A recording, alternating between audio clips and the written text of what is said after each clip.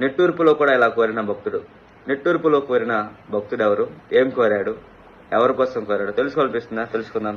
అసలు తన కోరికలు ఏంటి తెలుసుకుందాం. పరిశుద్ధ గ్రంథం కీర్తన గ్రంథం 79వ కీర్తన 11వ వచనంలో దేవుని వాక్యం ధ్యానించుకుందాం. చెరలోనున్న వాని నిట్టూర్పు నీ సన్నిధికి రానిమ్ము, నీ బహుబలాతిశయమును చూపము, సావును విధింపడిన వారిని కాపాడుము. తన కోరిన కోరికలు చూడండి.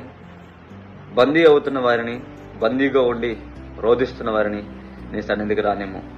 బహుబలాతిశయమును చూపము, బహుబలమును చూపము, బహుకృప చూపము. నువ్వు చూపి వారిని, సావునికి విధింపడిన వారు, నశించిపోవడానికి విధింపడిన వారిని కాపాడము. ఎంతో అద్భుతముగా అక్కడ తను కోరిన కోరికలున్నాయి. ఎవరి కోసము కోరాడో మనం చూసినట్లయితే మనకి ఇంకా ఎంతగానో ఆశ్చర్యం అనిపిస్తుంది. ఎవరి కోసం కోరాడు ఈ కోరికలు తెలుసుకోవాలనిపిస్తుందా? తెలుసుకుందాం. భక్తుడు విడిపించమని కోరాడు, భక్తుడు కాపాడమని కోరాడు, భక్తుడు బలాన్ని కోరాడు. అయితే ఎవరి కోసం విడిపించమన్నాడు?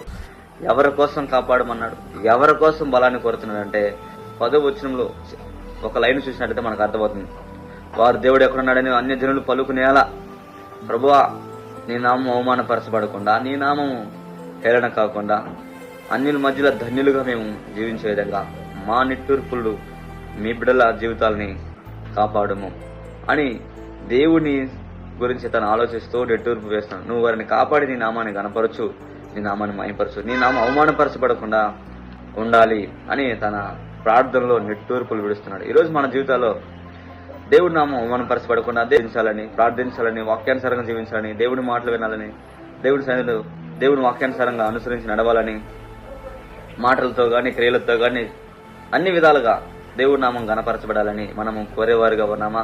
చూడండి తను కోరిన కోరికలు, ఇశ్రాయేలు ప్రజల పక్షంగా తను కోరుతున్న కోరికలు చూడండి. భక్తుడు ఎంతగా ఆలోచన చేస్తున్నాడు.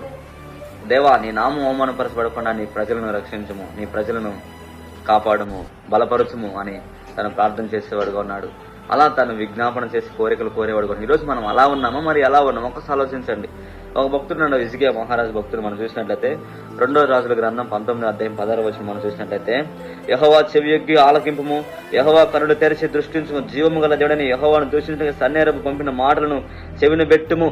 చూడండి, దేవా సన్నేరపు పంపించాడు, అయా నిన్ను దూషిస్తున్నాడు, నిన్ను అవమానపరుస్తున్నాడు, నీ బిడ్డల పక్షంగా నీవు మా మరణం చెవిని పెట్టుము, నీవు నామం అవమానపరచడానికి వీలేదు. జీవము కలిగిన దేవుని దూషించుటకు చేస్తున్న వాటన్నిటిలో వారిని ఎదిరించి నీ శక్తి నీ బలాన్ని కనపరచుము, నిన్ను దూషించడానికి వీల్లేదు అని నిట్టూర్పుల మధ్యన తను ప్రార్థన చేసింది. ఎంతగా అంటే శత్రు సైన్యం తను చుట్టుముట్టేసింది. ఈరోజు మనం శత్రువు మనం చుట్టుముట్టేస్తాడు, బాధలు మనం చుట్టుముట్టేస్తాయి, కష్టాలు మనం చుట్టుముట్టే ఉక్కిరి బిక్కిరవుతుంటాం.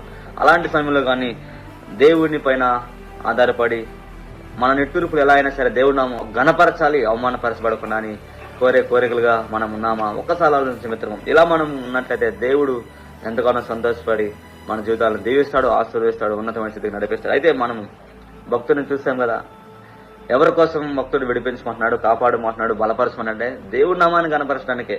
జీవము కలిగిన దేవా నీవు గొప్పవాడు కాబట్టి నీ నామం గణపరచబడాలి, హెచ్చించబడాలి, మహిమకరంగా ఈ లోకంలో ఉండాలి. కాబట్టి అందుకోసం నేను ఇలా ప్రార్థన చేస్తున్నానని తను అంటున్నాడు. ఈరోజు మరి దేవుడి నామం గణపరచబడటానికి నువ్వు నీ కుటుంబంలో, నీ జీవితంలో, నీవు ఉన్న పరిస్థితుల్లో ప్రార్థించేవాడుకున్నట్లయితే దేవుడు ఖచ్చితంగా ఆయన నామాన్ని మహిమపరచడానికి నీ మొర ఆలకించి ఉన్నతమైన ప్రణాళికలతో